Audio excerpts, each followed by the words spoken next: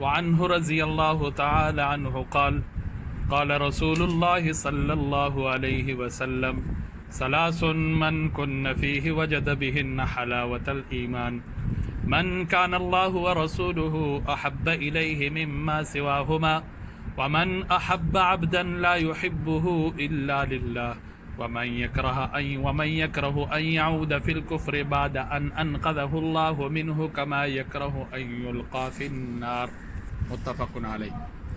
حضرت انس رضی اللہ تعالیٰ عنہ سے روایت ہے، رسول اللہ صلی اللہ علیہ وسلم نے ارشاد فرمایا، جس شخص میں یہ تین چیزیں ہوں گی وہ ان تین چیزوں کی وجہ سے ایمان کی حقیقی لذت سے لطف اندوز ہوگا۔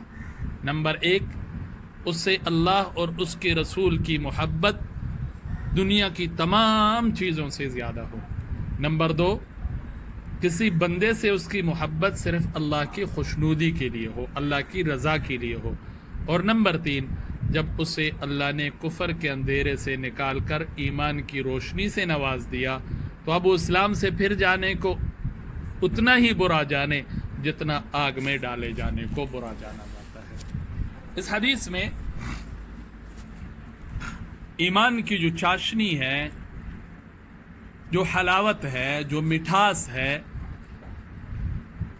اس کو محسوس کرنے کے لیے، کما حقہ محسوس ہونے کے لیے تین چیزوں کا ہونا ضروری ہے۔ نمبر ایک، اللہ اور رسول کی محبت دوسری تمام محبتوں پر غالب ہو۔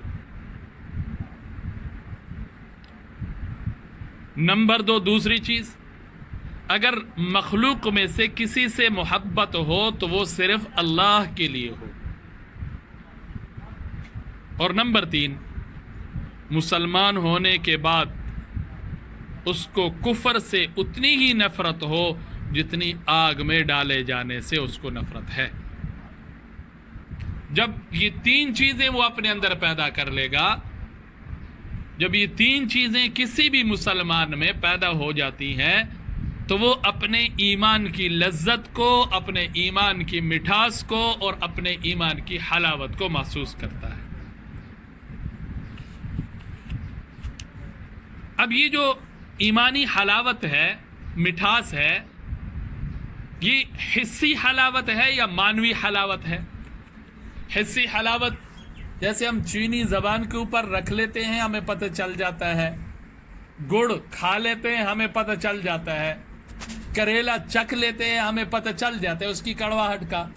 تو یہ حسی مٹھاس اور حسی کڑواہٹ ہے، ایک معنوی مٹھاس ہے، معنوی حلاوت ہے۔ بندہ کوئی کام کر لیتا ہے، بندے کا انگ انگ خوش ہو جاتا ہے، روح روح جس کو کہتے ہیں خوش ہو جاتا ہے۔ اب اس حلاوت سے جو ان تین کاموں کے بدلے میں انسان کو ملتا ہے، یہ معنوی ہے یا حسی ہے؟ تو بعض حضرات فرماتے ہیں، بہت سے علماء نے لکھا ہے کہ حلاوت معنوی ہے، یہ نہیں کہ آپ میں یہ تین چیزیں پیدا ہو گئی آپ کا منہ میٹھا ہو جائے گا۔ معنوی حلاوت ہے، انسان کا اندر خوش ہو جاتا ہے، انسان کا اندر پرسکون ہوتا ہے، انسان اپنے اندر ایک قسم کا مٹھاس اور حلاوت محسوس کرتا ہے۔ لیکن بعض صوفیائی کہتے ہیں کہ حلاوت حسی بھی ہو سکتی ہے، اور ممکن ہے جب بندہ ان تین باتوں میں ترقی کرتا جاتا ہے، اللہ اور اس کے رسول کی محبت ہے، مخلوق کی محبت ہے اور اسلام سے محبت ہے، تو ترقی کرتے کرتے وہ جو معنوی حلاوت ہے، وہ جو معنوی مٹھاس ہے، وہ حسی حلاوت اور حسی مٹھاس میں تبدیل ہونے لگتی ہے۔ بہت سے واقعات اس پر شاہد ہے۔ حضرت بلال رضی اللہ تعالیٰ عنہ کا واقعہ آپ نے پڑھا ہوگا، سخت ترین تکلیفیں برداشت کر رہے ہیں، لیکن احد احد کہنے سے کسی درجے میں بھی وہ رکنے کے لیے تیار نہیں ہے۔ اب حضرت بلال کی جو تکلیفیں ہیں یہ حسی تکلیفیں تھیں،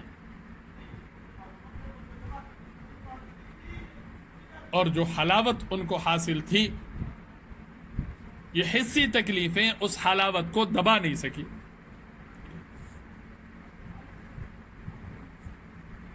لیکن ان کی جو حلاوت تھی وہ بھی حلاوت حسی کے درجے کو پہنچ چکی تھی. اس لیے مار کی جو حسی کڑواہٹ ہے، ایمان کی حسی حلاوت اس پر غالب آ چکی تھی. اور حضرت بلال مار کھا کے بھی احد احد کی نعرے لگاتے. بہت ساری مثالیں ہیں رسول کے عشاق صلی اللہ علیہ وسلم کے، بہت سارے عشاق کے ایسے واقعات ملتے ہیں. اور جو حسی کڑواہٹ ہے وہ حسی حلاوت اس پر غالب آنے کی وجہ سے حسی کڑواہٹ کا ان کو پتہ نہیں چلتا. تو میرے اور آپ کے لیے اس میں پیغام یہی ہے کہ اگر ہم پریشانیوں کی وجہ سے پریشان ہیں، اگر ہم ٹینشنوں کی وجہ سے زندگی سے بیزار ہوتے نظر آ رہے ہیں اور ادھر سے ایمانی اعمال بھی کر رہے ہیں لیکن ان ایمانی اعمال کا ہمارے اوپر کوئی اثر نہیں ہوتا، تو اس کا مطلب یہ ہے کہ ابھی تک ہم نے ایمان کی حلاوت کو، ایمان کی مٹھاس اور چاشنی کو اپنے اوپر غالب نہیں ہونے دیا.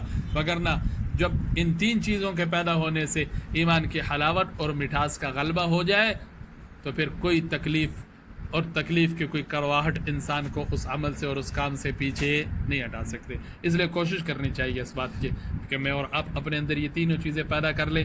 کیا تین چیزیں ہیں؟ اللہ اور اس کے رسول کی محبت، سب محبتوں پر غالب ہو. کسی سے محبت ہو تو اللہ کی رضا کے لیے ہو. اسلام سے محبت ہو، کفر سے نفرت ہو. کفر سے اتنی نفرت ہو جیسے آگ سے انسان کو ڈالا جا رہا ہے اس کو، تو اس کو اس آگ سے جتنی نفرت ہو.